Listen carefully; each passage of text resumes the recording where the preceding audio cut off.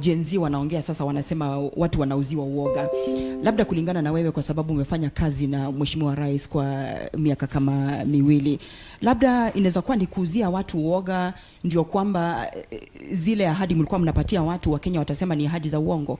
Hiyo Gen Z wanauziwa uoga kwa sababu wale wametekwa nyara, wale wameachiliwa, wanasema wameteswa sana na kukemewa na kuuziwa uoga wasiongee tena.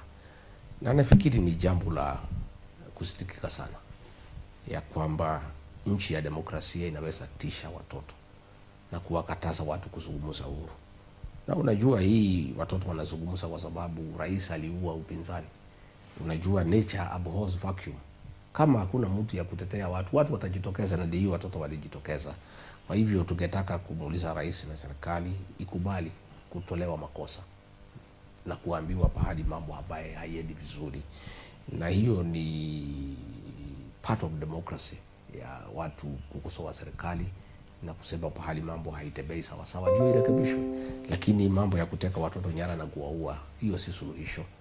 Na huwezi ua kila mtu, na the more hii inaendelea ndio watu nakasirika zaidi. Umeona sasa mpaka watu machiefs wametekwa nyara huko pande ya Mandera. Ni jambo la kusitikisha sana, kwa sababu hawa sasa ni watu ya kuteka nyara machiefs, na ningetaka kukachifu hicho kitendo. Ni makosa kubwa sana ya kuteka machifu nyara, lakini ni sisi kama serikali tume encourage, because hii kitu imekuwa ikiendelea. Ukiuliza Inspector General of Police anasema ajui ni nani, ukiuliza DCI anasema ajui. Rais mwenyewe ni juzi tu amekubali ya kwamba utekaji nyara ipo, alikuwa anasema hakuna. Sasa ni hiyo kacha tumeeneza.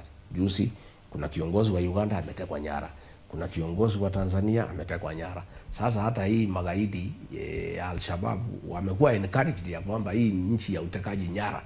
Mpaka sasa wanaenda kuteka machifu nyara one day before rais aende huko Mandera. Unajua ni message wanatuma kusema sisi we can do anything. Rais anaenda Mandera, the previous day wanateka machifu nyara wakienda kwa mkutano ya rais. Sasa ni kumaanisha ya kwamba hii Kenya imekuwa ni nchi ya utekaji nyara, imekuwa kama ni official government policy, mpaka kila mtu anafanya vile anataka.